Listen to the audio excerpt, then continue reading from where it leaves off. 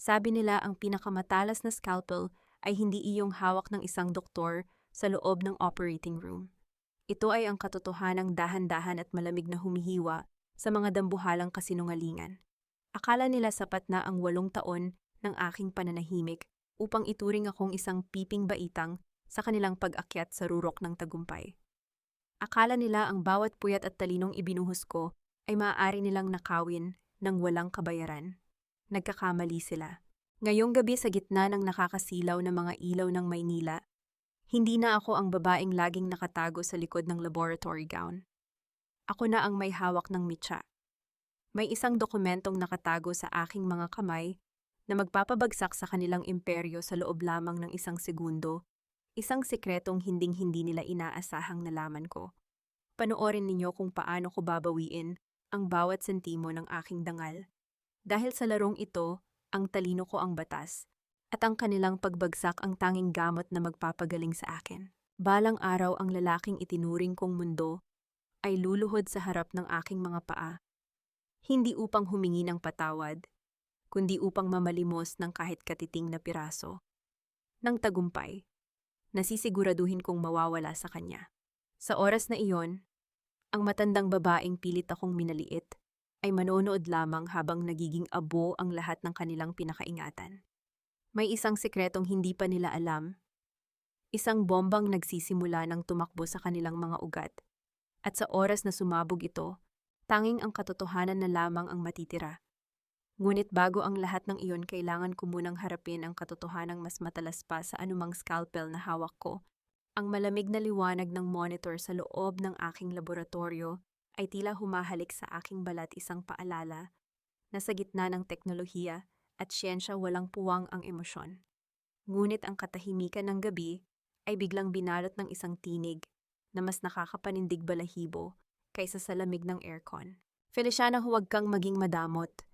Isang hamak na scientist ka lang na walang pangalan, samantalang ang babaeng ito ang magdadala ng tunay na dangal sa pamilya natin. Isuko mo ang lahat ng data kay Diego o sisiguraduhin kong mananatili kang pulubi habang buhay.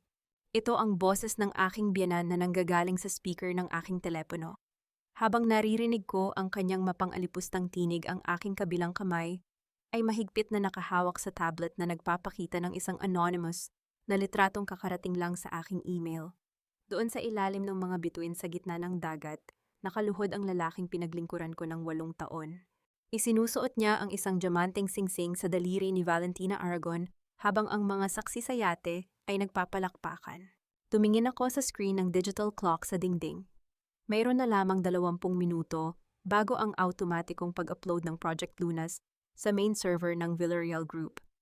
Ang pananaliksik na ito ang nakatakdang gawing bayani si Diego sa gaganaping Manila Science Awards bukas, ngunit ngayon ay nalaman kong ito rin pala ang gagamitin niyang dote para sa kanyang bagong buhay, kasama ang ibang babae. Diego is waiting at the office, Felipe, pagpapatuloy ng matandang babae. Ang boses ay puno ng mapagkunwaring autoridad. The media will be there in 30 minutes for an exclusive preview. Be professional and hand over the final encryption keys.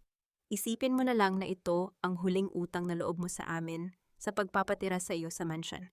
Naramdaman ko ang unti-unting paninigas ng aking mga panga, ngunit walang luhang pumatak sa aking mga mata. Ang bawat tibok ng aking puso ay tila naging isang kalkuladong algorithm ng paghihiganti. Hindi ko na kailangang magtanong. Hindi ko na kailangang magmakaawa. Of course, Mama, I'll send it now, mahinahon kong sagot. Ang boses ko ay kasing linaw ng kristal, walang bakas ng pait o panginginig. Good, alam kong maiintindihan mo rin ang lahat balang araw. Sagot niya bago tuluyang pinatayan ang tawag. Mabilis na sumayaw ang aking mga daliri sa ibabaw ng keyboard. Sa halip na ang orihinal na Formula AX, inilipat ko ang isang modified file, isang version, na mukhang perpekto sa paningin ng kahit sinong dalubhasa, ngunit may nakatagong depekto na magiging sanhi ng kabiguan sa oras na isagawa ang mass production. Binura ko ang bawat bakas ng aking access sa server. Hinubad ko ang aking laboratory gown at isinabit ito. Nang may matinding kaayusan, tila ba inililibing ko ang 8 taon ng aking pagpapakumbaba. Kinuha ko ang aking bag at ang isang maliit na hard drive na naglalaman ng katotohanan. Paglabas ko ng laboratorio, sinalubong ako ng madilim na pasilyo, ngunit ang aking paningin ay nakatuon na sa isang direksyon.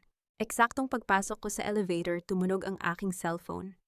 Isang notification mula sa aking bangko, ang lumitaw ang aming joint account ni Diego Villarreal ay opisyal nang isinara at ang balanse ay naging 0.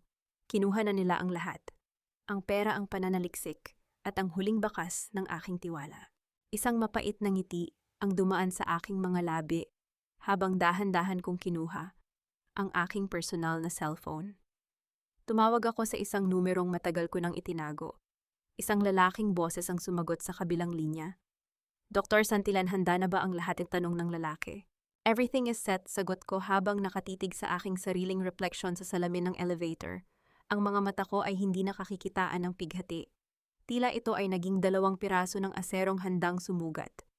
Tell the International Patent Office to prepare. Tomorrow we're starting the fire. Paglabas ko ng lobby ng gusali, nakita ko ang pagpasok ng isang mamahaling sasakyan sa parking lot. Bumaba si Diego, suot ang kanyang tuxedo at sinalubong ang paparating na Valentina sa pamamagitan ng isang mainit na halik. Ang lalaking inakala kong katuwang ko sa pagtuklas ng lunas para sa mundo ay isa lamang palang mantsa na kailangang burahin. Ngunit bago ako makarating sa aking sasakyan, isang itim na SUV ang marahas na humarang sa aking daan. Bumaba ang bintana nito at lumitaw ang mukha ni Veronica Marquez, ang aking kaisa-isang kasamahan sa laboratorio na nakakaalam ng bawat lihim ng Project Lunas. Feli, sumakay ka. Alam ko ang ginawa mo sa server. Wika ni Veronica, ang kanyang boses ay puno ng tensyon, habang may hawak siyang isang makapal na sobre na may tatak ng National Bureau of Investigation. Hindi lang si Diego ang kalaban mo dito. Valentina is planning to frame you for corporate espionage bago pa sumikat ang araw. Naramdaman ko ang mabilis na pag-angat ng tension sa aking dibdib. Ang bitag na inakala kong para sa kanila ay tila may isa pang mas malalim na bahagi na hindi ko inaasahan. Ang pagtitiwala ay parang isang virus. Kapag nakapasok na sa iyong sistema, dahan-dahan nitong lalamunin ang iyong lohika hanggang sa wala nang matira kundi ang lason ng pag-aalinlangan. Habang nakaupo ako sa loob ng sasakyan ni Veronica, pinapanood ko ang pagdaan ng mga ilaw ng lungsod na tila mga mantsa sa madilim na salamin. Ang babala niya tungkol sa balak ni Valentina, nakasuhan ako ng corporate espionage, ay hindi nagdulot ng takot sa akin. Sa halip, ito ang nagkumpirma na ang digmaang pinasok ko ay wala nang atrasan. Kailangan kong isuot ang aking pinakamahusay na maskara, ang maskara ng isang tapat at sunod-sunurang asawa habang hinihintay ko ang huling pagbagsak ng kanilang tore. Feli, nakikinig ka ba? You need to sign these documents from my lawyer friend, wika ni Veronica, ang kanyang boses ay puno ng pagkabalisa. Kapag naunahan ka nila, sisiguraduhin ni Valentina na hindi ka na makakatapak sa kahit anong laboratorio sa buong mundo. Hayaan mo silang kumilos muna, Veronica. Mahinahon kong sagot habang inaayos ko ang aking buhok. Ang taong nagmamadaling magtanim ng ebidensya ay ang taong madaling mag-iwan ng bakas. I-drop mo na ako sa mansyon. May hapunan kaming pagsasaluhan ni Diego at ng kanyang ina. Pagpasok ko sa mansyon ng mga Villarreal, sinalubong ako ng amoy ng mamahaling pabango at ang nakabibinging katahimikan ng mga katulong na umiiwas sa aking tingin. Sa gitna ng malawak na dining room, nakaupo si Doña Catalina, suot ang kanyang mga diamanteng tila nagmamayabang sa gitna ng liwanag ng chandelier. Nandito ka na pala, Feliciana! Bungad niya nang hindi man lang nag-aangat ng tingin mula sa kanyang pagkain. Ang asawa mo ay kanina pa naghihintay sa iyo sa taas. Maging maayos ka naman sa harap ng mga bisita bukas. Huwag mong ipahiya ang apelyidong ipinahiram namin sa iyo. Pasensya na po, Mama, marami lang tinapos sa lab. Sagot ko ng may malumanay na tono, ang aking mga mata ay nakayuko bilang tanda ng pakitang taong paggalang. Utang na loob mo sa amin ang bawat tagumpay na narating mo. Patuloy ng matanda, ang kanyang boses ay puno ng nanunuot na lason. Kung hindi dahil sa pera ng mga Villarreal, isa ka pa ring hamak na scholar na naglalakad sa ilalim ng init ng araw. Ang Project Lunas ay para sa aming pamilya. Huwag mong kakalimutan ang lugar mo sa bahay na ito. Eksaktong bumukas ang pinto at pumasok si Diego. Ang amoy ng alak at ang pamilyar na bango ni Valentina ay tila dumikit na sa kanyang tuxedo. Lumapit siya sa akin at humalik sa aking noo, isang kilos na dati ay nagpapatibok ng aking puso, ngunit ngayon ay nagdudulot na lamang ng pandidiri. Feli, baby, you look tired, wika ni Diego nang may mapagkunwaring pag-aalala. Sabi ko naman sa iyo, Let the junior scientists handle the final verification. You're becoming too paranoid about the data. Kanina tumawag ang server admin, may nag-attempt daw na mag-corrupt ng files. Sigurado ka bang wala kang napindot na mali? Tumingin ako ng diretso sa kanyang mga mata.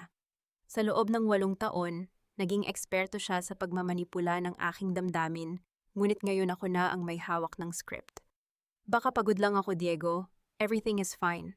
Ang mahalaga ay ang awarding mo bukas. Di ba ngiti ko isang ngiting kasing lamig ng asero? That's my girl, sagot niya, habang inilalabas ang isang makapal na folder mula sa kanyang bag. Anyway, since we're talking about the award, may kailangan kang pirmahan. It's a standard non-disclosure agreement at ang transfer of full intellectual rights. Para daw hindi na tayo mabulatlat ng media tungkol sa contribution mo. Para malinis ang image ng kumpanya bago ang merger sa mga Aragon. Naramdaman ko ang pagtigas ng aking mga panga. Full rights, Diego, hindi ba't usapan natin ay co-authors tayo?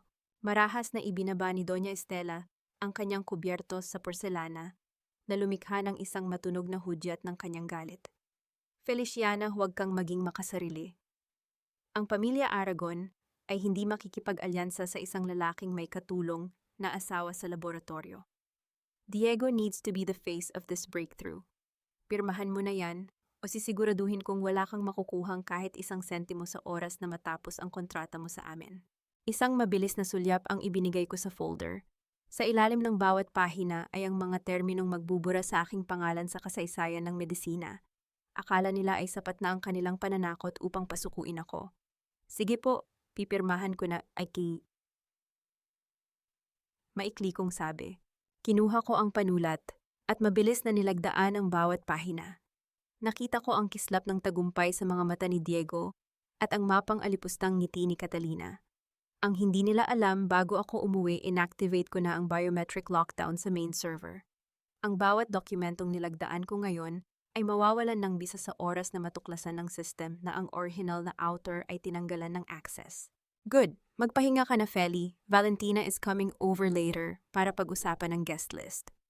Mas mabuting hindi ka na makita rito sa baba, taboy ni Diego sa akin, na tila ba isa lamang akong kagamitang tapos na ang silbi. Naglakad ako paakyat sa hagdan. Ang bawat hakbang ko ay tila pagpunit sa aking nakaraan. Pagpasok ko sa aming silid, kinuha ko ang aking personal na laptop. Isang notification ang bumulaga sa screen, espionage protocol detected. Destination Valentina Aragon's private cloud. Napatigil ako. Valentina wasn't just framing me. She was already stealing the corrupted files I left in the server. Sinasakmal na nila ang pain na inihanda ko. Biglang tumunog ang aking cellphone.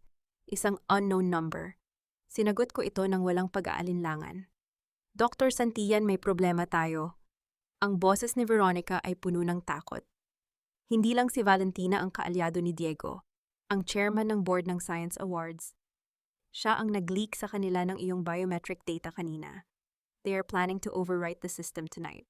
Naramdaman ko ang mabilis na pagbilis ng tibok ng aking puso. Ang oras ay hindi na sapat. Ang bitag ko ay nanganganib na mabuwag bago pa man dumating ang bukas. Ang gabi ay may sariling mga mata. At sa bawat sulok ng mansyong ito, nararamdaman ko ang mapanirang titig ng mga taong nagnanais na makita akong lupaypay sa sahig. Ngunit sa siyensya, ang pinakamapanganib na lason ay iyong walang amoy at walang kulay. Ganito ang aking katahimikan. Habang pinapanood ko mula sa itaas ng hagdan ang pagpasok ni Valentina Aragon sa aming tahanan, hindi galit ang nananaig sa akin, kundi isang malamig na kalkulasyon. Nakasuot siya ng isang mamahaling puting bestido, tila ba ipinaparamdam niya na siya ang bagong reyna na kukuha ng trono sa laboratorio at sa puso ng aking asawa. Diego, I checked the server. Bakit kailangang dumaan sa biometric validation ni Feliciana ang bawat pahina ng mass production plan? Ang boses ni Valentina ay puno ng pagkairita habang naglalakad sila patungo sa sala. Don't worry, Valentina. Mama and I already handled it. Sagot ni Diego, ang kanyang tinig ay tila isang basang-basahan na pilit pinipiga. Pumirma na siya ng waiver. I have the Science Awards chairman on our side. He's sending a specialist tonight to bypass her iris scan. Tomorrow, Project Lunas will be ours alone. Narinig ko ang mahinang halakhak ni Valentina, isang tunog na kasing talim ng basag na bubog. Poor Feli, 8 taon niyang itinayo ang hagdan na ito para lang tayo ang umakyat sa rurok. She's just a biological tool, Diego. Isang sample na tapos na ang shelf life. Dahan-dahan akong bumaba ng hagdan. Ang tunog ng aking tsinelas sa carpet ay hindi nila narinig, ngunit ang aking presensya ay tila isang malamig na hangin na biglang nagpatahimik sa kanilang pag-uusap. Napatigil si Valentina at tiningnan ako mula ulo hanggang paa nang may matinding pandidiri. "Oh, nandyan ka pala, Feli. I thought you were already packing your things." Sabi ni Valentina nang may mapang-uyam ng ngiti. "Sabi kasi ni Diego you're planning to go back to the province. Mas bagay ka dun sa gitna ng mga taniman, hindi sa loob ng isang high-tech na laboratorio." Hindi ako nagpakita ng kahit anong emosyon. Valentina, ang laboratorio ay para sa mga taong may talino. Ang mga taong umaasa lang sa ninakaw na data ay parang mga parasite na bubuhay sa pawis ng iba pero walang sariling kakayanan. Nakita ko ang pamumula ng mukha ni Valentina. Itinaas niya ang kanyang kamay, tila balak akong saktan, ngunit mabilis siyang pinigilan ni Diego. "Valentina, stop. Let her be bitter. Wala na siyang magagawa." Malamig na wika ni Diego sa akin.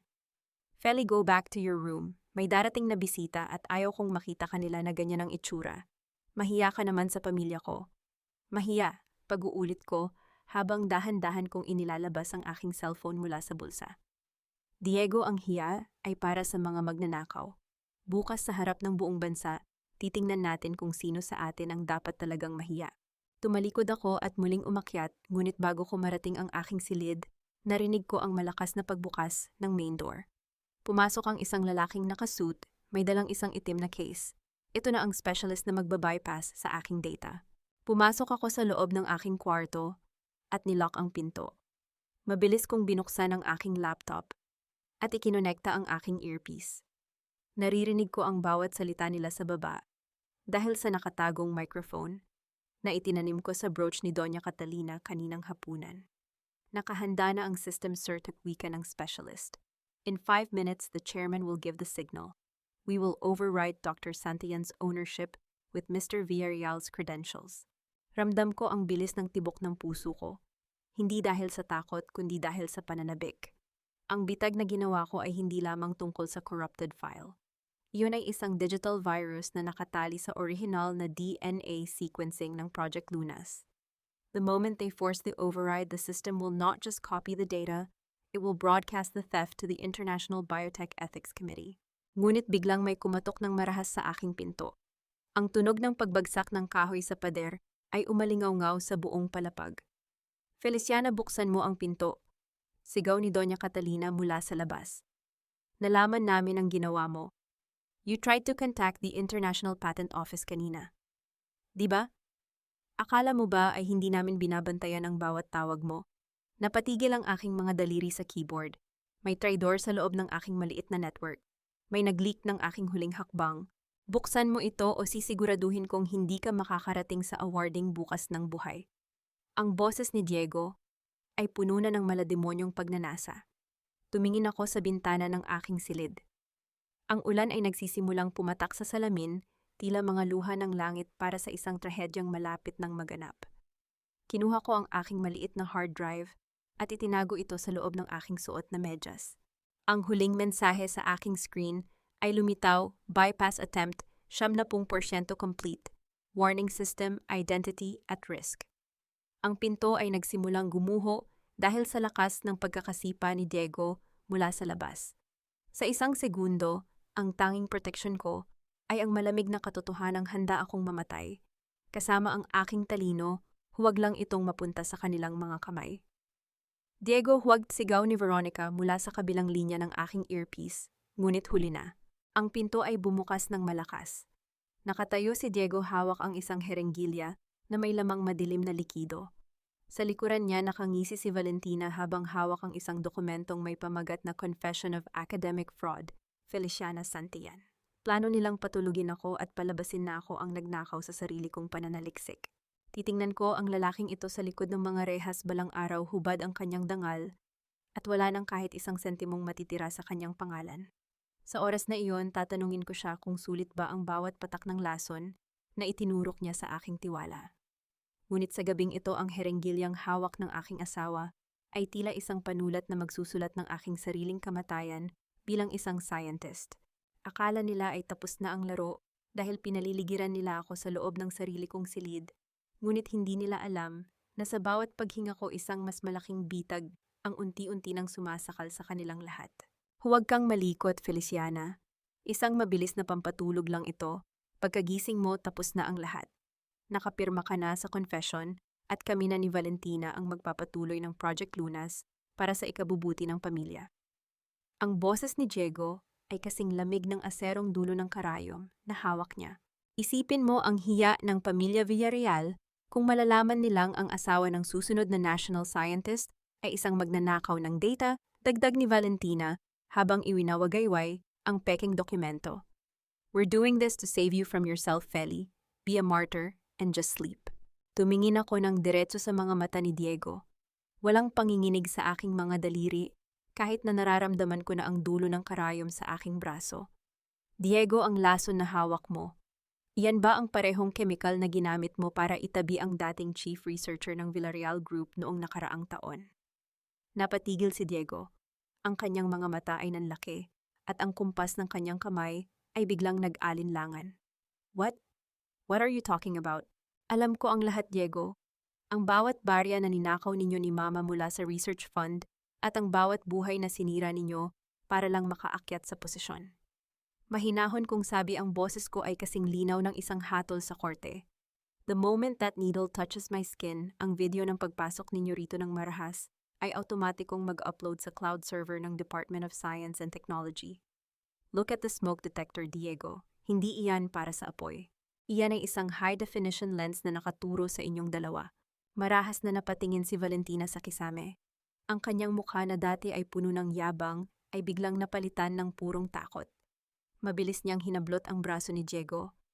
Diego, let's go. Baka totoo ang sinasabi ng baliw na ito.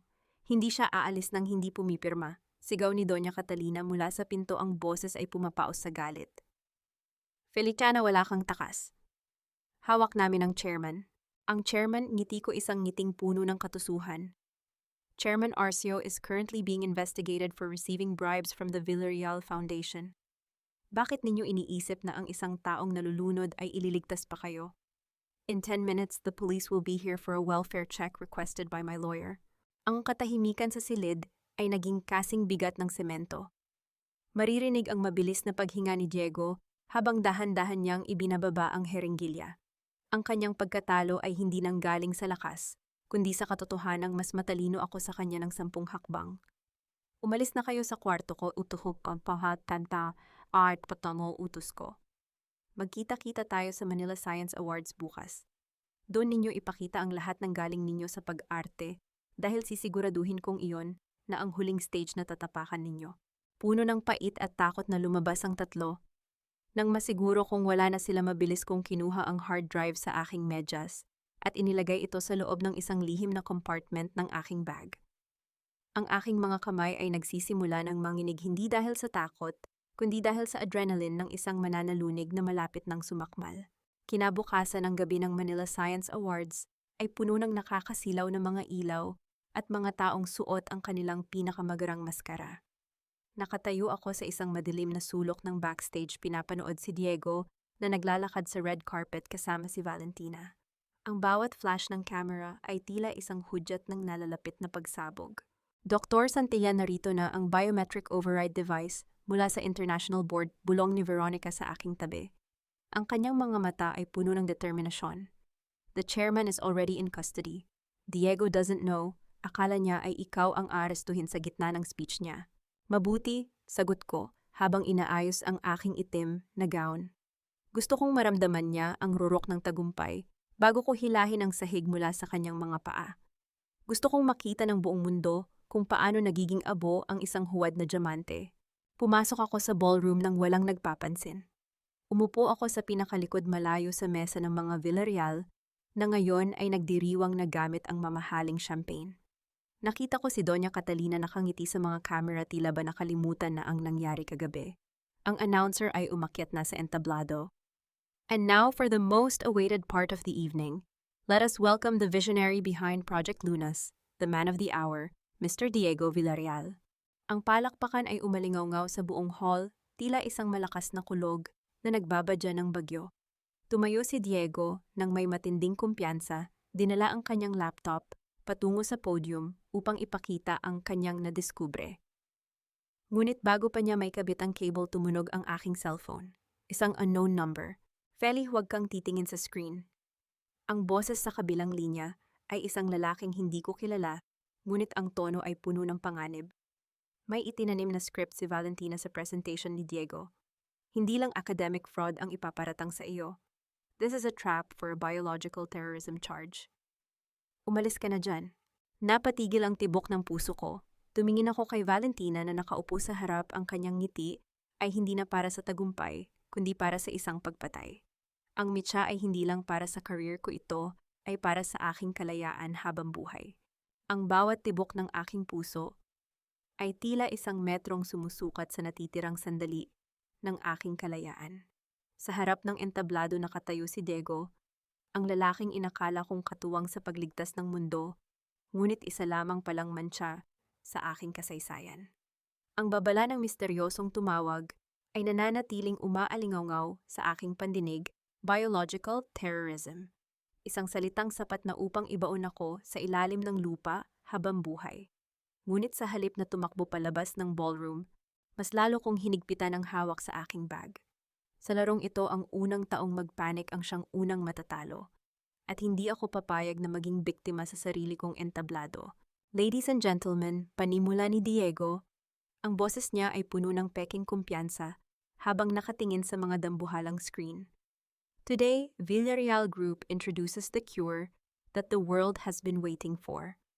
Ang Project Lunas ay hindi lamang produkto ng siyensya. Ito ay produkto ng dedikasyon at katapatan. Narinig ko ang mahinang ubo ni Valentina mula sa harapang hilera. Isang signal.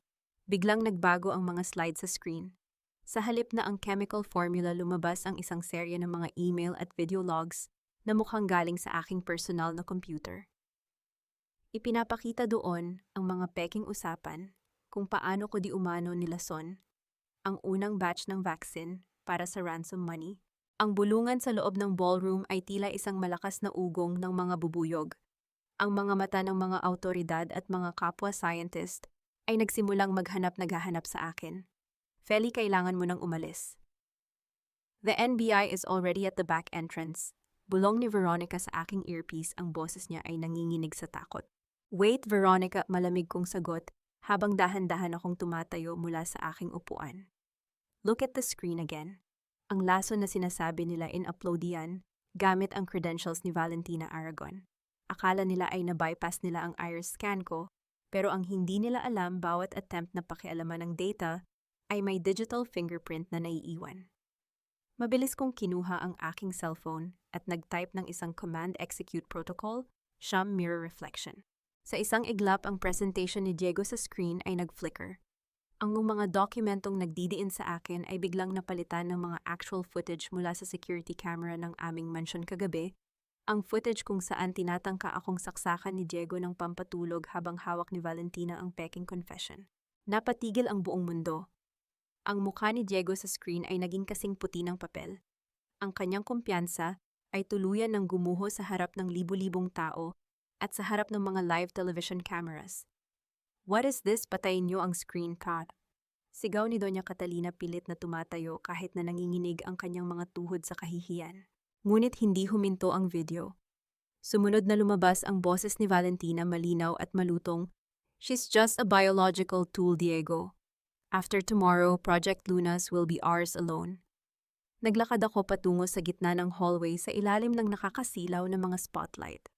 Ang bawat hakbang ng aking suot na takong sa marmol na sahig ay tila tunog ng isang hatol. Wala nang maskara, wala nang tagu-taguan. Diego et pai ka uwait babdukals. Ang boses ko ay umalingaw-ngaw sa buong ballroom, mahinahon ngunit kasing talim ng punyal. Ang Project Lunas ay hindi pagmamay-ari ng Villarreal Group at lalong hindi mo ito nadiskubre.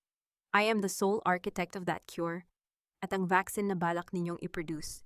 Isang malaking pagkakamali ang kinuha ninyong data. Without the final stabilization sequence na nasa kamay ko, ang gamot na yan ay walang silbi. You traitor, sigaw ni Diego pilit na lumalapit sa akin sa gilid ng entablado, ngunit mabilis siyang hinarang ng dalawang security detail na hindi niya kilala. Hindi ako ang traidor, Diego.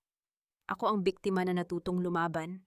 Wika ko habang tinititigan ko si Valentina na ngayon ay pilit na nagtatago sa likod ng kanyang mga bodyguard. Biglang tumunog ang fire alarm ng hotel. Ang matinis na tunog nito ay naging hudyat ng kaguluhan. Ang mga tao ay nagsimulang magtakbuhan, ngunit ang aking paningin ay nakapako sa isang lalaking nakasuot ng itim na hoodie na nakatayo sa dulo ng exit. Siya ang taong tumawag sa akin. Isang mabilis na tango ang ibinigay niya bago siya tuluyang maglaho sa dilim. Feli, hawak na ni Valentina ang original hard drive sa loob ng bag mo, sigaw ni Veronica mula sa likuran ko. Napakapa ako sa aking bag. Bukas ito, sa gitna ng gulo na gawa pa rin nilang magnakaw. Mabilis kong nakita si Valentina na tumatakbo patungo sa parking lot, mahigpit na yakap ang itim na drive. Hayaan mo siya, Veronica. Bulong ko habang pinapahid ang isang butil ng pawis sa aking noo. Bakit nandoon ang lahat ng paghihirap mo? Dahil ang drive na nakuha niya, hindi iyon ang Project Lunas. Ngiti ko isang ngiting puno ng malamig na paghihiganti. It contains a tracking beacon and a self-encrypting ransomware. The moment she connects that to her family's main server, the entire Aragon Empire will be locked down. Sila ang kusang magbibigay ng ebidensya sa mga autoridad. Tumakbo ako patungo sa parking lot, hindi para habulin sila kundi para harapin ang taong nagligtas sa akin. Ngunit pagdating ko sa madilim na sulok ng basement, isang baril, ang naramdaman kong tumama sa aking batok. Dr. Santillan, masyado kang naging kampante. Ang boses ay hindi kay Diego, hindi kay Valentina. Ito ay boses ni Veronica Marquez. Akala mo ba ay para sa katarungan ang ginagawa ko? I just needed you to destroy the Villarreals so I could take the throne. Naramdaman ko ang panlalamig ng aking buong katawan. Ang kaisa-isang taong akala ko ay kakampi, ay ang siyang may hawak ng mitya ng aking katapusan. Malamig na bakal ang dumampi sa likod ng aking ulo, isang pakiramdam na mas pamilyar kaysa sa init ng yakap ng asawa kong nagtaksil sa akin. Sa gitna ng madilim at umaalingasaw na parking lot ng hotel, hindi ako gumalaw. Hindi dahil sa takot, kundi dahil sa isang uri ng pagkasuklam na dahan-dahang namumuo sa aking sikmura. Ang boses ni Veronica Marquez ay hindi na ang boses ng kasamahang umiiyak dahil sa pang-aapi. Ito na ang boses ng isang predator na naghihintay lamang ng tamang pagkakataon upang sumakmal. Ibigay mo sa akin ang encryption key, Feli. Huwag mong pilitin ang sarili mo na maging martir hanggang sa huling sandali. Bulong ni Veronica, ang kanyang hininga ay amoy kape at kaba. Veronica, you're making a logical error. Mahinahon kong sagot, ang aking mga mata ay nakapako sa refleksyon namin sa bintana ng isang itim na sasakyan. Akala mo ba ay hindi ko napansin ang mga gabi na nananatili kang gising sa lab kahit tapos na ang shift mo? Akala mo ba ay hindi ko alam na ikaw ang nag-leak ng kinaroroonan ko kay Doña Catalina kagabi? Naramdaman ko ang bahagyang panginginig ng kanyang kamay. Ginawa ko lang ang kailangan kong gawin. 8 taon akong nagtrabaho sa ilalim ng anino mo. Ako ang gumagawa ng maduming trabaho habang ikaw ang tumatanggap ng papuri. I deserve the throne, not you, and definitely not that coward Diego. Isang mapait na ngiti ang dumaan sa aking mga labi. Ang trono ay hindi ninanakaw, Veronica. Ipinupundar ito. At ang Project Lunas, hindi iyan gagana sa kamay ng isang taong walang moralidad. Biglang bumukas ang pinto ng service elevator. Lumabas si Diego, gulo-gulo ang buhok at punong-puno ng kahihiyan. Kasunod si Doña Catalina, na tila ba tumanda ng 10 taon sa loob lamang ng isang gabi. Pagkakita sa amin, napatigil sila. Feliciana, anong ibig sabihin nito? Sigaw ni Diego, ang boses niya ay pumapaos sa galit at desperasyon. Veronica, bakit mo siya tinututukan ng baril? Give us the data. Kailangan nating ayusin ang gulo sa ballroom bago dumating ang mga investor. Tumahimik ka, Diego. Sigaw ni Veronica habang ang baril ay nananatiling nakaturo sa akin. Wala ka ng kumpanya, wala ka ng dangal. Sa oras na makuha ko ang encryption key mula sa asawa mo, ang Project Lunas, ay ibebenta ko sa mga foreign buyers. You and your mother can rot in your debts. At pan kuwang ahas. Lumapit si Doña Catalina dahan-dahan, habang inilalabas ang isang tseke mula sa kanyang mamahaling bag. Feliciana, iha, makinig ka sa akin. Huwag kang magpadalos-dalos. Ito isang blank check. Isulat mo ang kahit anong halaga, basta buksan mo lang ang system para kay Diego. Isipin mo ang utang na loob mo sa amin. Kami ang nagbigay sa iyo ng buhay mayaman. Tumingin ako sa matanda.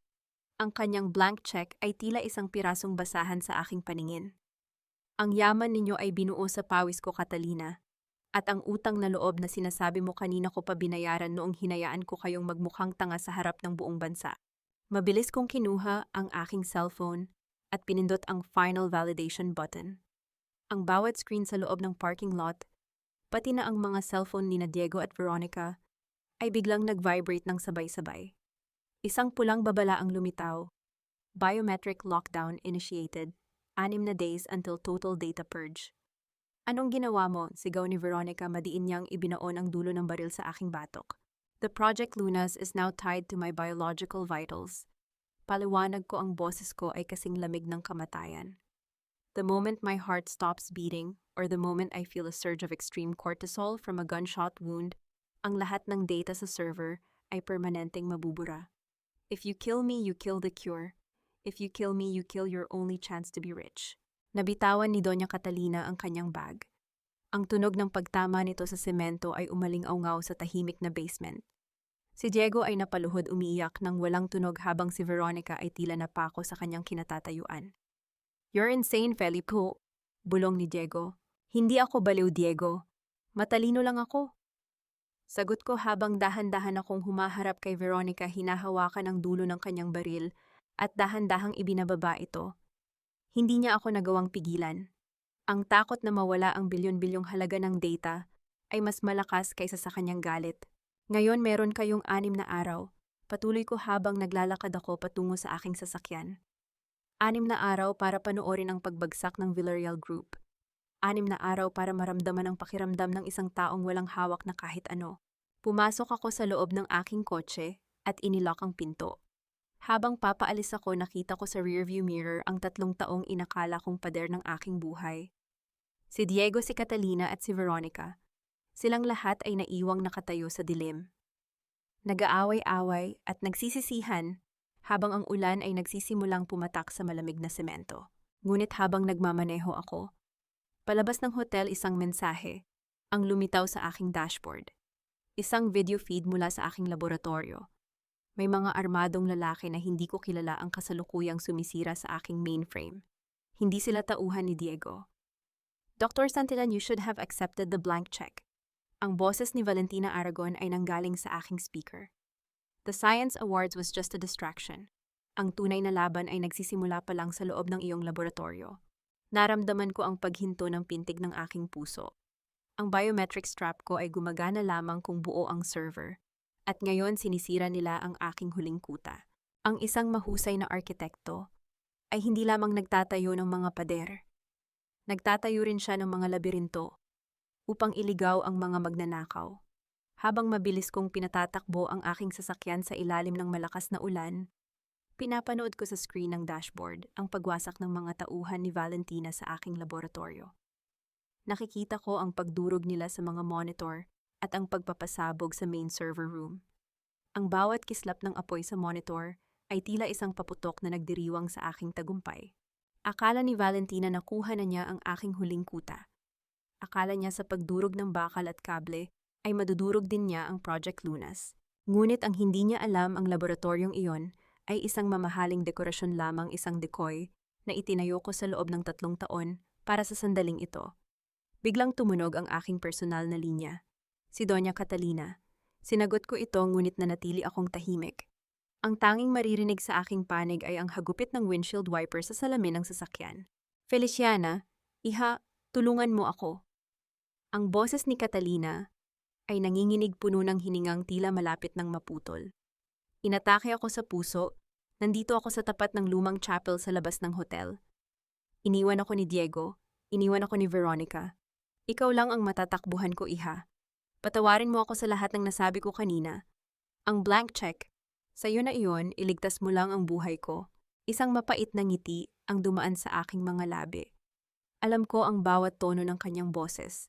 Sa loob ng 8 taon, kabisado ko na kung kailan siya nagsasabi ng totoo at kung kailan siya nag-aartista.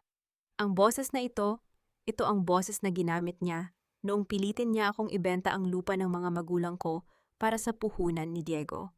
Mama, nasa ospital ka dapat kung inaatake ka.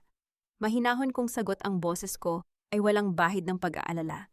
Bakit nasa madilim na chapel ka sa gitna ng ulan?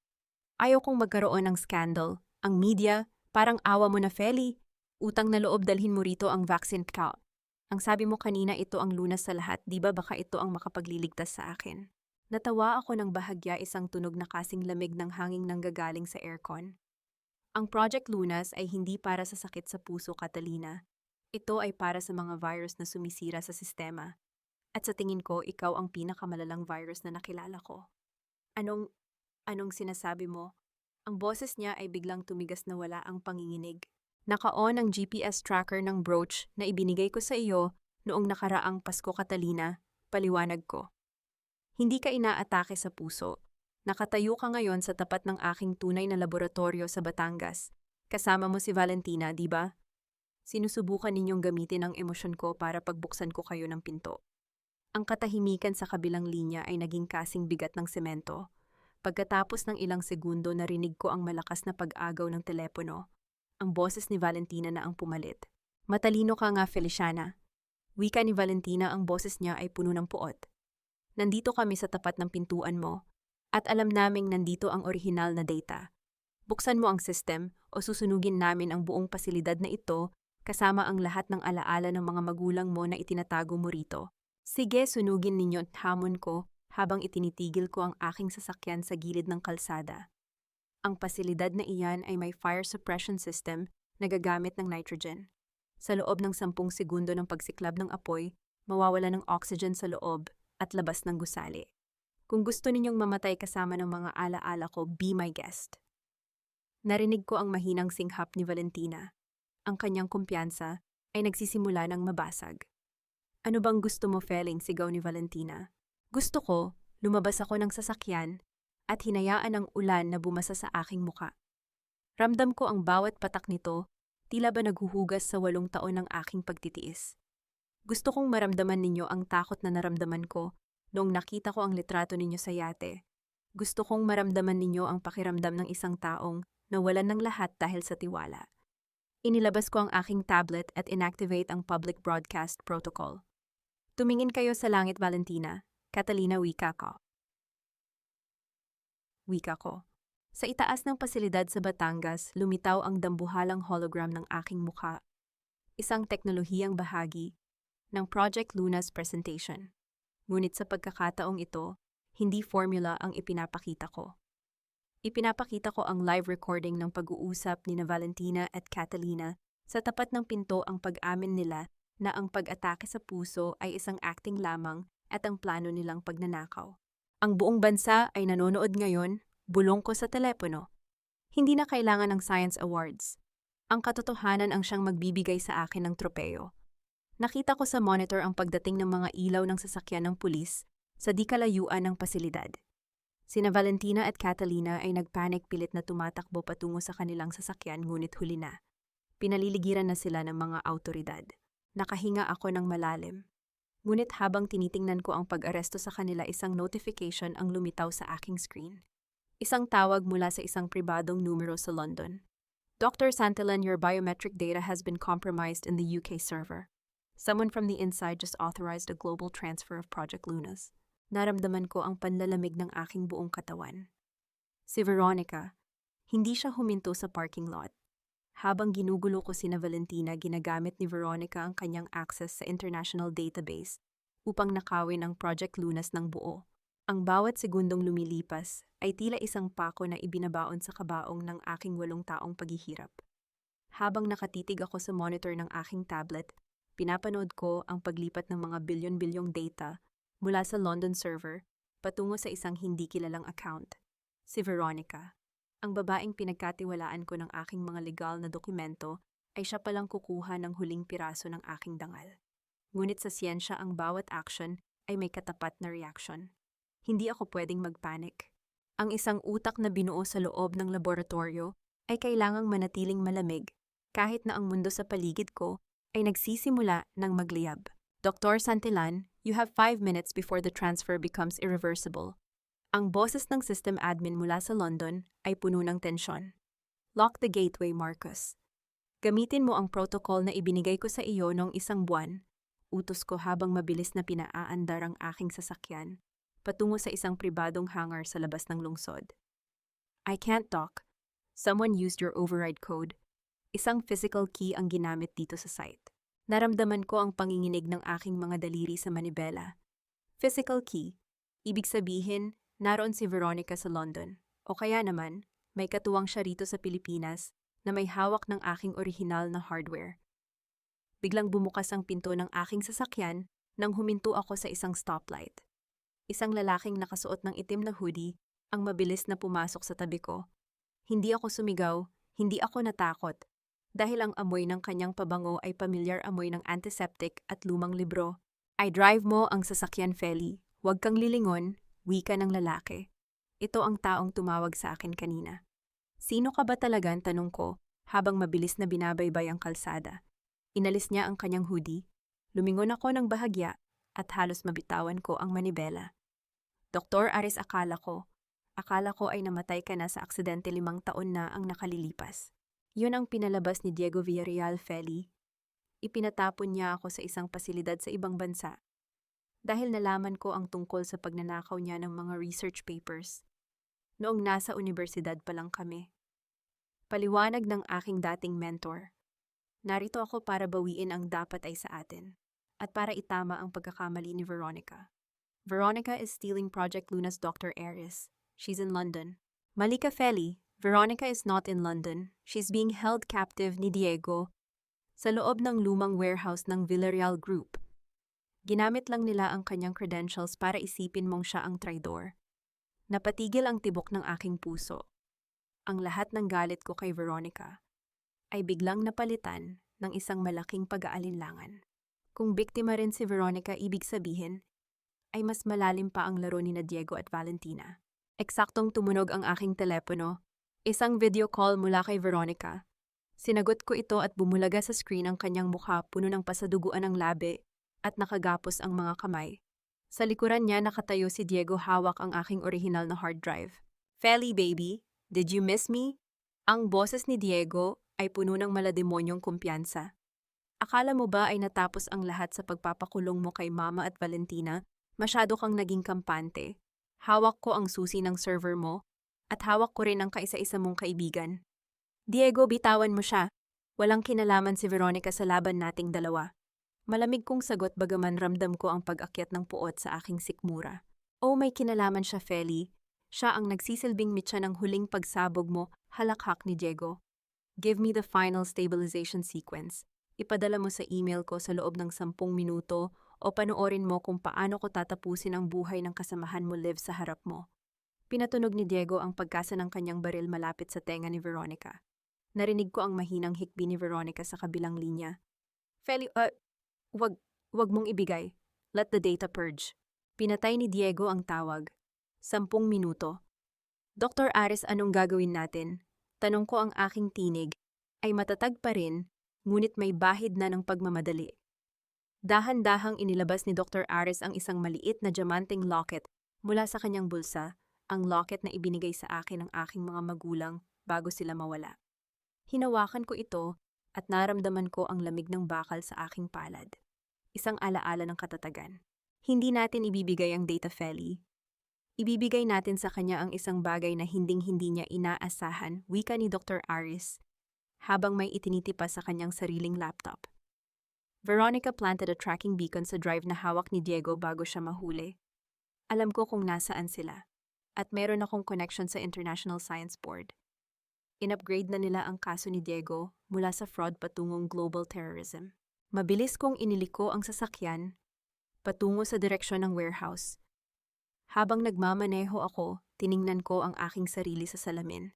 Wala na ang maskara ng pagsunod.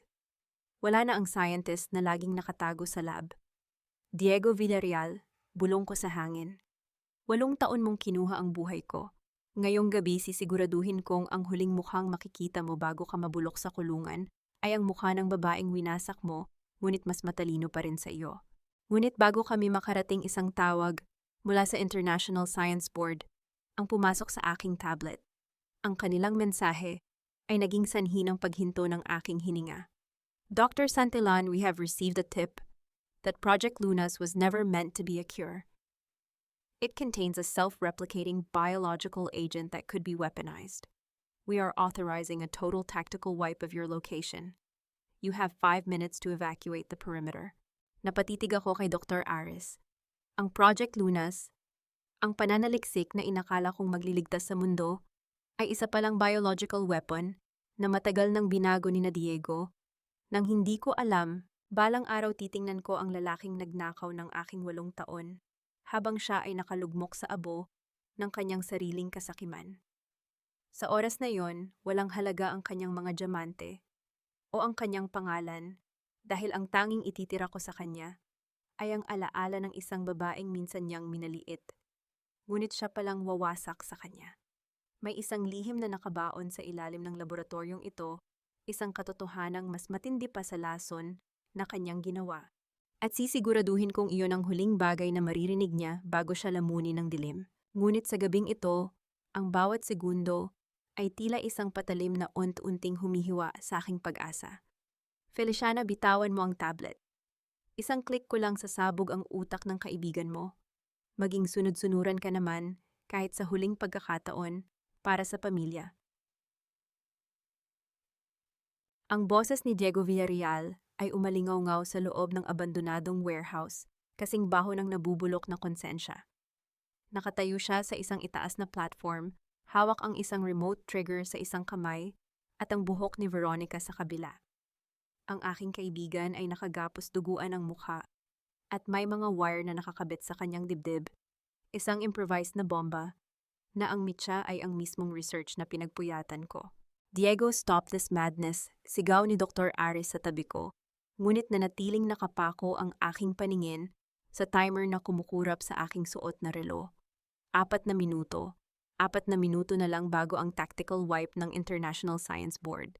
Isang missile ang nakatutok na sa lokasyong ito upang burahin ang biological weapon na inakala nilang gawa ko.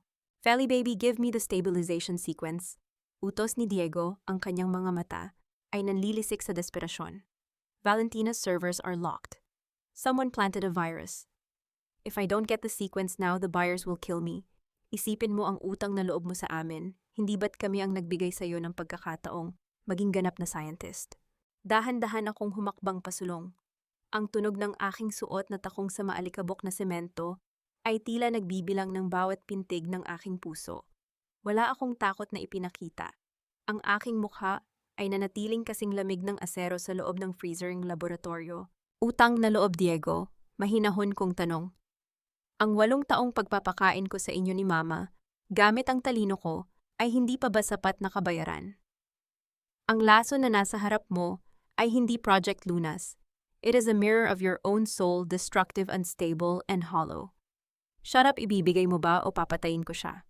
Madiin niyang itinulat ang baril sa sentido ni Veronica.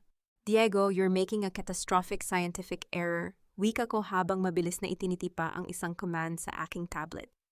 Ang sequence na hinihingi mo ay hindi mag-i-stabilize sa virus. It will accelerate the molecular decay.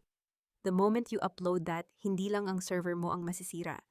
Ang bawat digital footprint ng Villarreal Group sa buong mundo ay mabubura. You will not be a terrorist. You will be a non-entity. You're lying, pinaglalaruan mo ang isip ko.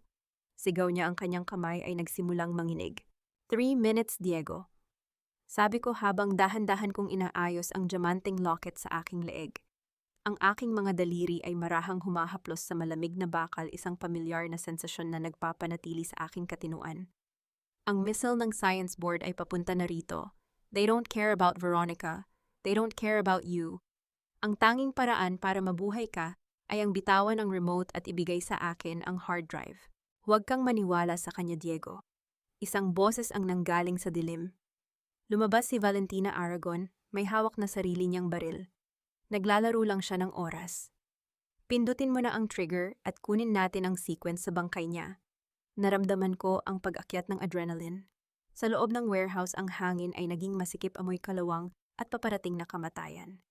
Dr. Aris now, bulong ko. Sa isang iglap pinatay ni Dr. Aris ang main circuit breaker ng warehouse. Ang buong paligid ay binalot ng purong kadiliman. Ang tanging maririnig ay ang mabilis na paghinga ni Diego at ang kaluskos ng mga sapatos sa semento. Ginamit ko ang aking thermal goggles at mabilis na tumakbo patungo sa kinaroroonan ni Veronica. Ang bawat hakbang ko ay may presisyon, tila ba nagsasagawa ako ng isang maselang operasyon. Feli, nasaan ka? Sigaw ni Diego sa gitna ng dilim, sunod-sunod na putok ng baril. Ang umalingaw-ngaw sa paligid, ang mga bala ay tumatama sa mga bakal na tangke at lumilikha ng mga kislap ng apoy. Narating ko si Veronica. Gamit ang aking tactical knife, mabilis kong pinutol ang kanyang mga gapos. Ang aking mga kamay ay nanatiling matatag, walang kahit anong panginginig. Takbo na, Veronica. Dr. Aris is waiting at the south exit. Bulong ko sa kanya. Paano ka, Feli? May huli pa akong operahan. Sagot ko habang nakatingin sa thermal silhouette ni Diego na pilit na hinahanap ang remote sa sahig. Eksaktong bumalik ang mga ilaw. Nakatayo ako sa gitna ng warehouse, hawak ang original hard drive na nakuha ko sa bag ni Valentina sa gitna ng dilim. Si Diego ay nakaluhod hinihingal, habang si Valentina ay nakatumba sa sahig matapos masagi ng isang bumagsak na crane. 1 minute left, Diego, wika ko habang itinataas ang hard drive. Ang missile ay nasa itaas na natin. Gusto mong mabuhay. Open the lockdown gate and surrender to the International Science Board. I have already sent them the proof na ikaw ang nag-modify ng virus. I'll kill you, tay. Sigaw ni Diego, pilit niyang itinataas ang kanyang baril. Ngunit bago pa niya mapindot ang gatilyo, isang malakas na ugong ng makina ang yumanig sa buong gusali. Ang bubong ng warehouse ay biglang naliwanagan ng isang dambuhalang spotlight mula sa itaas. Isang boses mula sa speaker ng helicopter ang umalingaw-aw. This is the International Science Board Tactical Unit. Drop your weapons and move to the center. Any biological threat will be neutralized immediately. Tumingin ako kay Diego. Ang kanyang mukha ay nawalan ng kulay, tila isang bangkay na nakatayo. Ang kanyang huling alas ay naging sarili niyang hatol. Tapos na ang laro, Diego, malamig kong sabi. Ngunit sa gitna ng aking tagumpay, nakita ko ang isang bagay na hindi ko inaasahan. Isang maliit na vial ng modified virus ang nahulog mula sa bulsa ni Diego at dahan-dahang gumugulong patungo sa isang bitak sa semento kung nasaan ang main water line ng gusali. Kung mabasag ang vial na iyon, hindi lang ang warehouse ang mawawala. Ang buong lungsod ay magiging isang malaking sementeryo sa loob ng ilang oras. Balang araw titingnan ko ang lalaking ito sa likod ng makapal na rehas hubad, ang kanyang dangal, at wala nang kahit isang sentimong matitira sa kanyang pangalan. Sa oras na iyon, tatanungin ko siya kung sulit ba ang bawat patak ng lason na itinurok niya sa aking 8 taon na katapatan.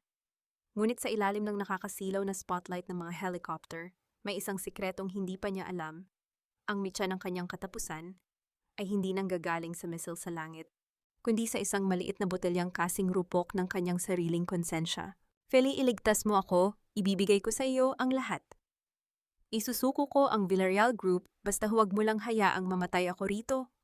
Ang boses ng asawa ko ay pumapaos sa takot kasing pait ng chemical na pilit niyang ninakaw. Ang lalaking inakala kong haligi ng aking mundo ay isa lamang palang anino na nanginginig sa harap ng paparating na bagyo. Ang buhay mo, Diego, ay mas mura pa kaysa sa salaming hawak ko ngayon. Malamig kong sagot habang ang aking paningin ay nakapako sa vial na patuloy sa paggulong patungo sa bitak ng semento. Ang bawat milimetro ng paggalaw ng vial na iyon ay tila isang mabagal na pintig ng orasan ng kamatayan. Sa loob ng aking isipan, mabilis na tumatakbo ang mga kalkulasyon ng physics at trajectory. Hindi ako pwedeng tumakbo ng marahas. Ang bawat yanig ng sahig ay maaaring maging sanhi ng pagkabasag ng pinakamalalang virus na nilikha ng kasakiman ni Diego. Huwag kang lalapit, sigaw ni Valentina Aragon. Mula sa sahig, pilit na inaabot ang kanyang baril kahit naduguan ang kanyang balikat. Akin ang Project Lunas, akin ang vaccine na iyan. Valentina, tumahimik ka kung gusto mo pang huminga. Ang boses ko ay kasing talim ng scalpel. Ang vaccine na sinasabi mo ay wala sa botelyang iyan. Ang laman niyan ay ang raw sequence ng mutated virus na hindi nyo naintindihan. Kapag nabasag yan ang unang malalanghap nito, ay kayong dalawa ni Diego. Sa loob ng 10 segundo ang mga baga ninyo ay magiging likido. Napatigil ang dalawa. Ang purong takot ay gumuhit sa kanilang mga mukha, tila mga rebulto ng pagsisisi na huli na para mabuo. Dahan-dahan akong yumuko. Ang aking mga daliri ay nananatiling matatag, walang kahit anong panginginig sa kabila ng ugong ng mga helicopter sa itaas. Gamit ang aking tactical forceps, mabilis kong hinuli ang leeg ng vial bago pa ito mahulog sa bitak ng semento. Isang kalkuladong galaw, isang mabilis na pagsara ng takip, at ang banta ng pandaigdigang sakuna ay muling naisara sa loob ng maliit na bilangguan nito. Tumayo ako ng tuwid. Sa paligid ko ang mga pader ng warehouse ay tila nagdiriwang sa aking tagumpay. Pumasok ang mga tactical operatives mula sa bubong, ang kanilang mga laser ay nakatutok na sa dibdib ni Diego at Valentina. Target secured.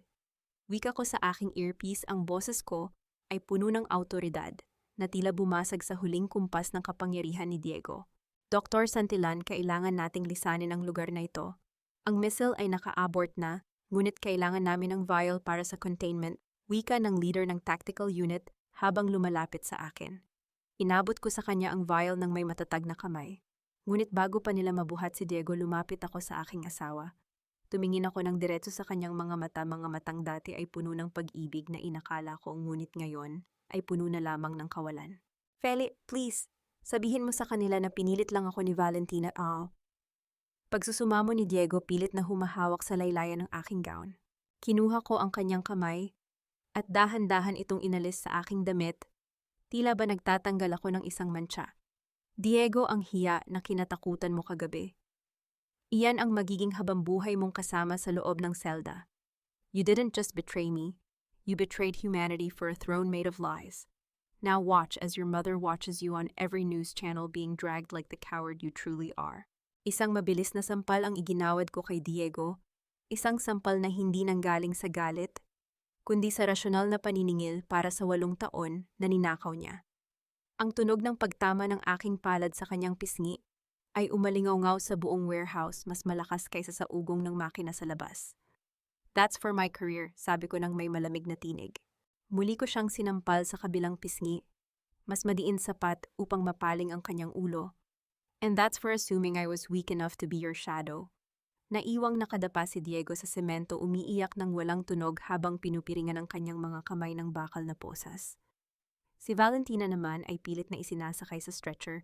Ang kanyang pangarap na maging reyna ng biotech ay naging abo na sa kanyang paningin. Naglakad ako palabas ng warehouse kasama si Dr. Aris at Veronica. Ang malamig na hangin ng madaling araw ay sumalubong sa akin, tila naghuhugas sa lahat ng laso ng nakaraan. Ngunit habang papasok kami sa sasakyan ng International Science Board, isang itim na sobre ang iniabot sa akin ng isang opisyal. Dr. Santillan, nakuha namin ito sa safe ni Doña Catalina kanina bago siya maaresto. Sinasabi rito na may isa pang laboratoryong lihim na itinayo ang pamilya ninyo. Bago pa mamatay ang mga magulang mo, naramdaman ko ang paghinto ng pag-ikot ng mundo. Ang liham sa loob ay may sulat kamay ng aking ama, at ang petsa ay noong araw na inakala kong namatay sila sa aksidente. Ang digmaan laban kay Diego ay tapos na, ngunit ang misteryo ng aking sariling dugo ay nagsisimula pa lamang magliyab. Balang araw ang matandang babaeng ito na nagmalaki sa kanyang pangalan at diamante ay luluhod sa harap ng isang puntod na pilit niyang kinalimutan. Sa oras na iyon, walang halaga ang kanyang utang na loob o ang kanyang mataas na posisyon, dahil ang tanging ititira ko sa kanya ay ang bigat ng kanyang sariling mga kasalanan. May isang lihim na nakabaon sa ilalim ng lupa, isang katotohanang mas matalas pa sa anumang rason, at ngayong gabi, ang katotohanang iyon ang siyang magiging kabaong ng kanyang dangal. Ngunit bago ang lahat ng iyon, kailangan ko munang harapin ang reyna ng mga mapagkunwari sa loob ng kanyang sariling kaharian na unti-unti nang nagiging abo. Feliciana, huwag mong kalimutan na kung hindi dahil sa akin, wala ka sa kinalalagyan mo ngayon. Isang pirasong papel lang yan, huwag mong hayaang sirain ito ang pamilyang kumupkop sa iyo. Ang boses ni Doña Catalina ay umalingaw-ngaw sa loob ng kanyang malawak na library, kasing gasgas ng kanyang lumang konsensya. Nakatayo siya sa gitna ng silid, mahigpit na nakahawak sa kanyang perlas, habang ang mga sheriff at opisyal ng National Bureau of Investigation ay abala sa paglalagay ng mga sticker na seized sa kanyang mga mamahaling koleksyon ng sining. Hindi ako kumurap. Dahan-dahan kong inilapag sa kanyang lamesa ang itim na sobrang nakuha mula sa safe.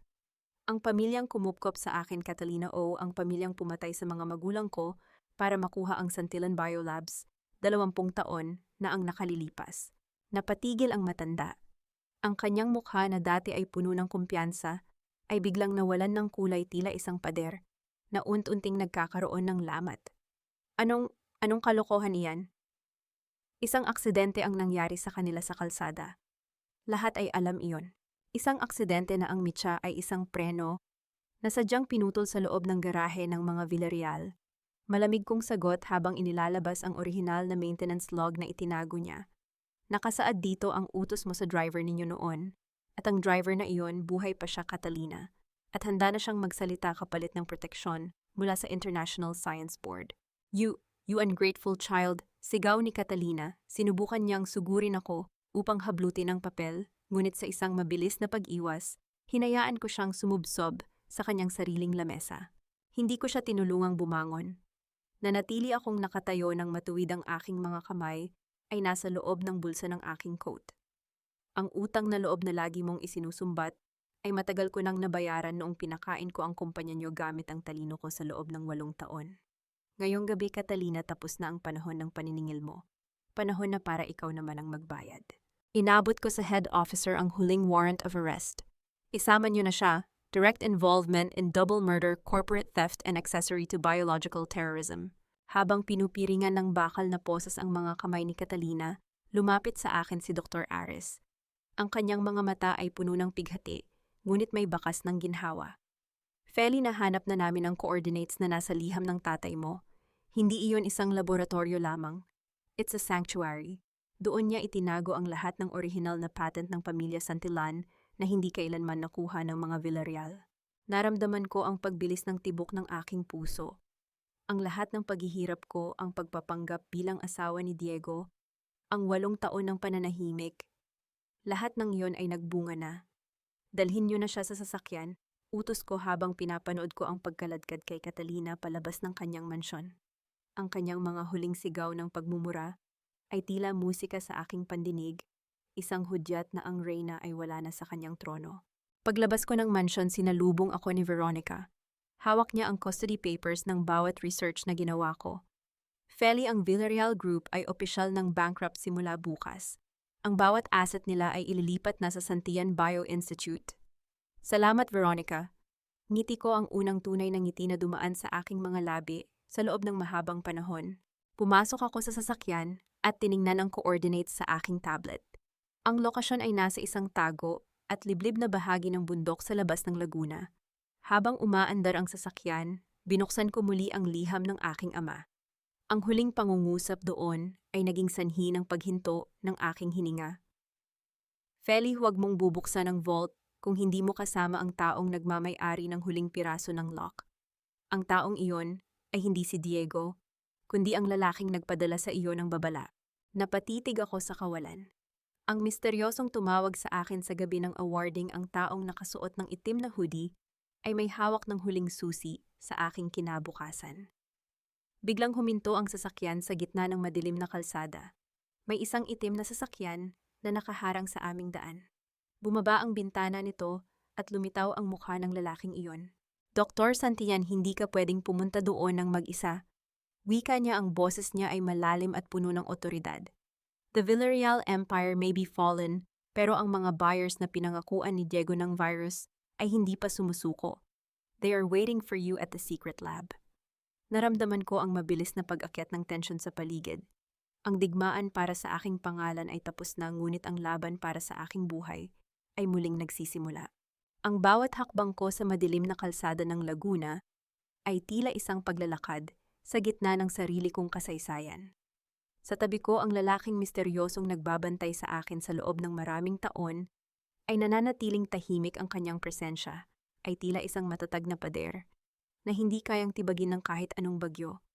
Sa dulo ng kalsadang ito, sa ilalim ng mga dambuhalang puno ng nara, nakatago ang huling lihim ng aking ama, ang Santillan Sanctuary. Akala ng mga dayuhang mamimili na pinangakuan ni Diego ang pasilidad na ito ay isang pabrika ng lason. Ngunit hindi nila alam ang dugo ng mga santilan ay hindi binuo para pumatay, kundi para maghilom. Dr. Santilan, nakapalibot na sila. Bulong ng lalaking nakaitim. Inalis niya ang kanyang hoodie at sa ilalim ng malamlam na liwanag ng buwan, nakita ko ang kanyang mukha. Siya si Marcus, ang bunsong kapatid ni Dr. Ares at ang dating scholar na palihim na pinag-aral ng aking ama sa ibang bansa. They are armed. They think the virus sequence is inside the vault. Hayaan mo silang mag-isip, Marcus. Mahinahon kong sagot habang inaayos ko ang aking salamin. Ang mga taong ang tanging alam ay karahasan ay laging nabubulag sa harap ng tunay na talino. Buksan mo ang gate. Gusto ko silang makaharap sa loob ng aking teritoryo. Pagpasok namin sa sanctuary, sinalubong kami ng 3 lalaking banyaga, mga mukhang galing sa madidilim na sulok ng black market. Hawak nila ang kanilang mga armas. Ang kanilang mga mata ay nanlilisik sa kasakiman. The scientist is here, wika ng kanilang leader sa wikang Ingles. Ang tono ay puno ng pangungutya. Ibibigay mo sa amin ang final code, Doctor. Diego is a failure, but you have the key to $1 billion weapon. Naglakad ako patungo sa gitna ng laboratorio, binaliwala ang mga baril na nakaturo sa aking dibdib. Dahan-dahan kong inilapag ang aking tablet sa ibabaw ng metal na lamesa. Bilyon-bilyong dolyar, iyan lang ba ang halaga ng mundo para sa inyo? Ang virus na ibinenta sa inyo ni Diego ay wala na. I triggered the molecular decay kanina pa sa warehouse. You're lying, we saw the data so. Sigaw ng isa sa kanila. Ang nakita ninyo ay isang refleksyon ng inyong sariling kasamaan. Ang boses ko ay kasing lamig ng nitrogen sa loob ng freezer. Project Lunas was never a weapon. Ang mutated sequence na hawak ninyo ay isang genetic trap. The moment you try to replicate it, it will produce a chemical reaction that neutralizes itself. You bought a bottle of expensive water. Mabilis kong pinindot ang lockdown sa aking tablet. Sa isang iglap, ang mga dambuhalang salamin na pader ng sanctuary ay bumaba, ikinukulong kaming lahat sa loob. Ngunit bago sila makakilos, ang mga spray ng fire suppression system ay bumukas, inilalabas ang isang mapuputing usok. Huwag kayong matakot, it's not poison. Wika ko habang dahan-dahan akong nagsusuot ng gas mask na iniabot ni Marcus. It's a high-concentration sedative. Sa loob ng 30 segundo, ang inyong mga kalamnan ay titigil sa pagsunod sa inyong utak. Isipin ninyo itong isang sapilitang pahinga mula sa inyong mga krimen. Napanood ko ang unti-unting pagbagsak ng mga armado sa semento. Ang kanilang mga baril ay dumausdos sa sahig, mga bakal na nawalan na ng saysay. Walang putok na narinig, walang dugong dumanak. Ang talino ay mas matalas pa rin kaysa sa bala. Nang dumating ang mga awtoridad upang dalhin ang mga ito, dinala ako ni Marcus sa dulo ng pasilidad sa tapat ng isang dambuhalang pintuang bakal na may tatak ng pamilya Santilan. Ginamit ko ang aking iris scan at ang biometric key na itinago ko sa aking locket. Bumukas ang vault ng may marahang kaluskos ng mga lumang tornilyo. Sa loob, hindi mga ginto o pera ang sumalubong sa akin, kundi ang isang malawak na archive ng mga lunas para sa mga sakit na inakala ng mundo ay wala ng lunas. At sa gitna ng lahat, ang isang holographic record ng aking ama, Feliciana, ang boses ng tatay ko, ay umalingaw-ngaw sa tahimik na silid, puno ng pagmamahal at pag-asa. If you are watching this, it means you have outsmarted the shadows. Hindi sapat ang maging matalino, anak. Kailangang maging matatag. Ang Santillan Bio-Institute ay sa iyo na. Gamitin mo ito upang itama ang lahat ng mali. Naramdaman ko ang isang mainit na luhang pumatak sa aking pisngi. Hindi luha ng pighati, kundi luha ng ganap na paglaya. 1 taon ang mabilis na lumipas. Ang pangalang Villarreal ay isa na lamang mantsa sa kasaysayan, habang si Diego at Doña Catalina ay nananatiling nabubulok sa loob ng pambansang bilangguan. Ang kanilang bilyon-bilyong utang at mga kaso ng double murder ay tila naging isang habambuhay na aninong hindi nila kailanman matatakasan. Nakatayo ako sa balkonahe ng bagong Santillan Bio-Institute sa Maynila, suot ang aking puting coat na may borda ng aking tunay na pangalan. Sa ibaba, nakikita ko ang libu-libong tao na naghihintay para sa unang batch ng mga libreng vaccine na ipapamahagi namin sa buong bansa. Dr. Santillan, the board is ready for the global announcement. Wika ni Veronica na ngayon ay tumatayong Chief Legal Officer ng Institute. Wala na ang takot sa kanyang mga mata. Siya na ngayon ay isang babaeng may paninindigan. Coming, Veronica, ngiti ko. Lumingon ako sa abot-tanaw kung saan ang araw ay nagsisimulang sumikat ang ginto, at kahel na kulay nito ay tila isang korona para sa isang bagong simula. Ang 8 taon ko bilang anino ni Diego ay tapos na. Ngayon ako na ang liwanag na magbibigay ng pag-asa sa marami. Ang digmaan ay tapos na at ang aking paghahari ay nagsisimula pa lamang. Sinasabing ang oras ay parang isang maingat na binuong vaccine, dahan-dahan nitong nilalabanan ang lason ng kahapon hanggang sa ang tanging matira na lamang sa iyong sistema ay ang lakas upang magpatuloy. 2 taon na ang mabilis na lumipas mula nang gumuho ang kuta ng mga Villarreal, at sa bawat araw na nagigising ako sa loob ng aking sariling tahanan, nararamdaman ko ang tamis ng kalayaang hindi kailanman mabibili ng kahit na sinong bilyonaryo. Ang bawat pilat na iniwan ng 8 taon kong pananahimik ay hindi natanda ng sakit kundi mga medalya ng aking katatagan. Nakatayo ako ngayon sa tapat ng dambuhalang bintana ng Santian Bio Institute, pinagmamasdan ang bukang liwayway na dahan-dahang nagbibigay kulay sa kalangitan ng Maynila. Ang bango ng sariwang kape at ang mahinang ugong ng ventilation system ng laboratorio ay tila isang oyayi na nagpapatibay sa aking loob. Wala na ang kaba, wala na ang galit. Ang tanging natira ay ang malalim na katahimikan ng isang taong nahanap na ang kanyang tunay na halaga. Nakatanggap ako ng balita kahapon mula kay Veronica. Si Diego ay nananatili sa loob ng psychiatric ward ng pambansang bilangguan. Sinasabi ng mga gwardya na madalas daw itong makitang nakatitig sa kawalan pilit na sinusulat sa pader ang mga formula na hindi na niya kailanman maaalala. Si Doña Catalina naman ay tuluyan ng nilimot ng mataas na lipunang dati ay kanyang pinagharian. Ang kanyang mga diamante ay naisalin na sa fund para sa mga batang biktima ng karahasan. Yung kanilang hiya ay naging isang habambuhay na bilangguan na sila mismo ang nagtayo. Marami ang nagtatanong sa akin na patawad ko na ba sila. Napapangiti na lamang ako sa tuwing naririnig ko ang katanungang iyan. Ang pagpapatawad ay hindi laging nangangahulugan ng muling pagtanggap sa mga taong sumira sa iyo. Para sa akin ang tunay na pagpapatawad ay ang pagpili na huwag nang ubusin ang aking talino at emosyon sa kanilang mga alaala. Pinatawad ko ang aking sarili sa pananatili sa isang relasyong naging kulungan ng aking pangarap. Pinatawad ko ang tadhana sa pagbibigay sa akin ng mga pagsubok na nagpatalas sa aking isipan. Ngunit ang katarungan ay katarungan at ang bawat isa sa kanila ay umani ng binhing itinanim nila sa gitna ng kanilang kasakiman. Dr. Santillan, nakahanda na ang mga dokumento para sa ating international expansion. Ang boses ni Marcos ay nanggaling sa pinto. Lumingon ako sa kanya at tumango. Si Marcos kasama si Dr. Ares ang naging mga haligi ng aking bagong buhay. Hindi nila ako iniligtas, tinulungan nila akong mahanap ang sarili kong mga pakpak. Salamat Marcos, susunod na ako. Sagot ko habang dahan-dahan kong inaayos ang diamanteng locket sa aking leeg. Ang diamanteng ito ay hindi na simbolo ng yaman ng mga Villarreal. Ito ay simbolo ng liwanag ng aking mga magulang na kailanman ay hindi namatay. Ang Project Lunas ay naging isang pandaigdigang tagumpay hindi dahil sa pagnanakaw, kundi dahil sa katotohanan at malasakit na siyang pundasyon ng bawat atomo nito. Ano ang leksyon ng aking kwento? Sa bawat babaeng nakikinig, tandaan ninyo ito. Ang inyong talino ay hindi pag-aari ng inyong asawa, ng inyong pamilya, o ng kahit na sinong taong nagnanais na kayo ay pasukuin. Ang inyong karera at dignidad ay ang inyong pinakamalakas na sandata. Huwag kayong matakot na maging matalas. Huwag kayong matakot na maging rasyonal. Dahil sa dulo ng bawat madilim na gabi ang araw ay sumisikat lamang para sa mga taong may lakas ng loob na tumayo sa sarili nilang mga paa. Humarap ako sa salamin at tiningnan ang aking reflection. Isang matatag, matagumpay at malayang Feliciana Santillan ang nakatingin sa akin. Ang surgery sa aking buhay ay tapos na. Ang tumor ng kataksilan ay ganap nang natanggal.